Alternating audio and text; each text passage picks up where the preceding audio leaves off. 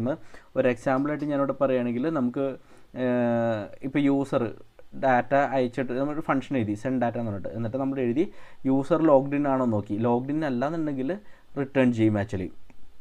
കാരണം എനിക്കിത് ലോഗിൻ ചെയ്ത യൂസർക്ക് മാത്രമേ റൺ ചെയ്യാൻ പറ്റുന്ന പെർട്ടിക്കുലർ സ്റ്റേറ്റ്മെൻറ്റ്സ് ഉണ്ട്, അല്ലെങ്കിൽ അത് പ്രോസസ്സ് ചെയ്യുന്ന പെർട്ടിക്കുലർ സ്റ്റേറ്റ്മെൻറ്റ്സ് ഉണ്ട്. സോ അവിടെ ആക്ച്വലി ലോഗിൻ അല്ലാത്ത യൂസർ വരുമ്പോൾ എനിക്ക് റൺ ചെയ്യേണ്ട ആവശ്യമില്ല. സോ എനിക്ക് കിടക്കണം, അവിടെ വെച്ച് ബ്രേക്ക് ചെയ്യണം. സോ നമ്മളത് ഇഫ് എൽസ് എന്നൊക്കെ പറഞ്ഞ് എഴുതും ആക്ച്വലി വേണമെങ്കിൽ. ഇഫ് ലോഗ്ഡ് ഇൻ എൽസ് എന്നൊക്കെ പറഞ്ഞാൽ എഴുതാം. അതിനേക്കാൾ സിമ്പിളായിട്ട് നമുക്ക് റിട്ടേൺ ചെയ്താൽ മതി. റിട്ടേൺ ചെയ്ത് കഴിഞ്ഞാൽ ബാക്കിയുള്ളതൊന്നും എക്സിക്യൂട്ട് ആവില്ല. ഓക്കെ, സോ ഇവിടെ റിട്ടേൺ ചെയ്യുന്നത് ഇവിടെ റിട്ടേൺ അവിടെ ഫംഗ്ഷൻ അവിടെ സ്റ്റോപ്പ് ചെയ്യും.